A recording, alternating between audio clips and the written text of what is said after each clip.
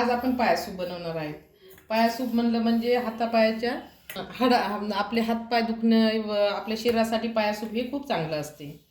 आणि पाया सूप हे खूप कमी याच्यापासून बनते. तर पहिली सुरुवात आपण बघूया. मार्केटमध्ये आणलेले हे पाया आहे तिथं आपल्याला हे करून देतात, तिथूनच आणते वेळेस आपल्याला सोलून वगैरे देतात ते. मग आपण गॅसवर ठेवायचं आणि गरम पाण्यामध्ये त्याला एक उकळी येऊ द्यायची. त्याच्यामध्ये 1 चम्मच मीठ टाकायचं. हे फक्त 4 पाय आहेत. एक वेळेस आपण जर सूप बनवायचं तर 4 पाया घेऊ शकतो, जास्त असले तरी पण चालतं. मीठ जास्त प्रमाणात मीठ टाकायचं, कारण की त्याचा सगळा वास वगैरे ते निघून जाणार.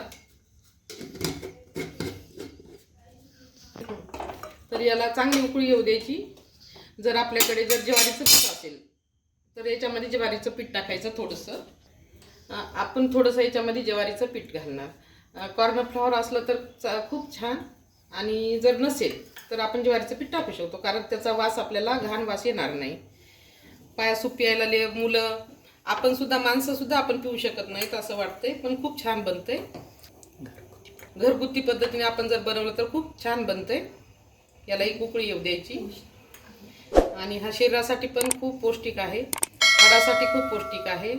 लहान मुलांना पण खूप चांगलं असते प्यायसाठी. हे बघा, आता याला उकळी आलेली आहे. या गरम पाण्यामुळे सर्व त्याच्यावरती केस वगैरे असलेले ते निघून जाणार. आता आपण याच्यानंतर आपण त्याला बंद करूया. थोडंसं उकळी आल्याच्यानंतर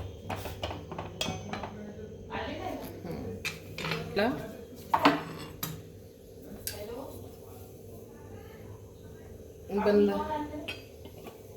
आता बंद करणार गॅस. आता याच्यानंतर आपण हे वरचं पाणी सगळं याच्यामधलं काढून टाकणार. हे मी दाखवत आहेत आपल्या घडव्याने धुत असताना, परंतु हे आपण जर आपल्या नळाच्या फोर्समध्ये जर धुतलं नळाच्या धारेच्या तर खूप लवकर क्लीन होणार. तर मी तसं धुवून घेते त्याला. फोर्समध्ये धुतल्याच्या नंतर याच्यावरचा काळेपणा, याच्यावरचे केस वगैरे होते ते सर्व काही निघून गेलं. हे आपले धुवून क्लीन झालेले आहेत. तर याच्यामध्ये जास्त काही लागत नाही. ही अद्रक लसूणची पेस्ट कापलेलं एक, किंवा जसं आपल्याला चव पाहिजे आंबट्याची तसं आपण टोमॅटो कापून घ्यायचं. मी तर एकच टाकत असते, पण जशी चव असेल तशी आपल्याला आवडेल तशी टाकायची. आणि एक मोठावाला कांदा, 4 पाय असेल तर मोठा कांदा 1. तर हा मोठा कांदा आपण अजून 1 पाण्यात आपण नळाखाली धुवून घेतल्याच्या नंतर पण आपण 1 पाण्यानं अजून धुणार. किती पाण्यात धुतलं तरी चालते. हे पाया सूप बनवायचं असलं तरी आपल्याला जेव्हा वाटेल आता क्लीनच झाले सर्व, आता काही नाही राहिलं याला समजा, तर ठीक आहे ना. आपण याच्यामध्ये कांदा टाकून धुतल्याच्या नंतर याचा काहीच वास येत नाही. कांद्याने जे आपल्याला मशाळ वास येतो तो नाहीसा होतो. त्याच्यामुळं पहिले अजून एकदा आपण असं कांदा टाकून धुवायचं. हे बघा, हे कांद्यामध्ये धुवून पण खूप क्लीन झाले. आता याच्यानंतर आपण याला हे आपण कांदा टाकून स्वच्छ क्लीन झालेलं आहे आता हे पूर्णपणे. आता आपण याच्यामध्ये कुकरमध्ये टाकणार आहोत. कांदा जास्त टाकला तरी लेकरांना कांद्याचं सूप आवडतं. कांदा असलेला शिजलेला असतो खूप, तर आवडते. 2 चम्मच, 4 पाया आहेत ना, तर आपण 2 चम्मच अद्रक लसूणची पेस्ट टाकूया. आणि 1 टोमॅटो टाकूया. आपल्या चवीनुसार आपण मीठ टाकू शकतो त्याच्यात, म्हणजे टाकायचं आपल्या चवीनुसार. आपल्याला जे कोणाला कमी लागतं सूपमध्ये, कोणाला जास्त लागते. आणि 1.5 चम्मच हळदी पावडर टाकायचं. बस, याला खूप काही जास्त लागत नाही, बस एवढ्या याच्यामध्ये.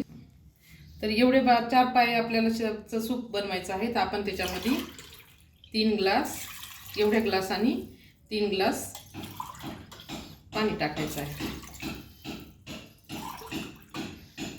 म्हणजे शिट्ट्या जेव्हा आपण शिजवू त्याला, तेव्हा आपला 1 ग्लास पाणी आटून जाईल, कारण स्लो गॅसवर आपल्याला शिजवायचं आहे.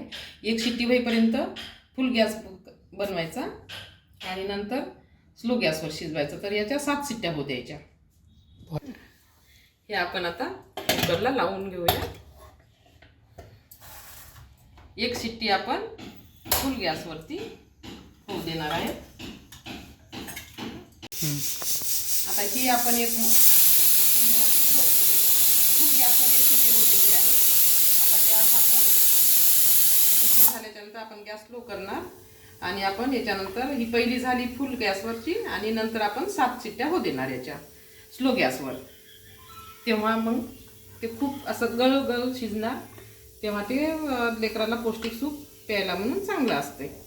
हे आपल्या कुकरच्या 7 शिट्ट्या झालेल्या आहेत. आता हे आपण बाउलमध्ये काढून घेऊया. हे आपलं पाया सूप तयार आहे. आपण आता हे बाउलमध्ये काढूया.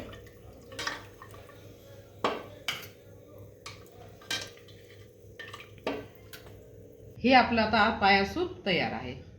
हे मुलांसाठी खूप पौष्टिक आणि हे सर्वात आपल्याला सांगायचं म्हणजे हे सगळं गल असं शिजलं पाहिजे. हे असं मांस असं निघालं पाहिजे. तर ते पाया सूप व्यवस्थित झालेलं आहे आणि हे खूप पौष्टिक आहे.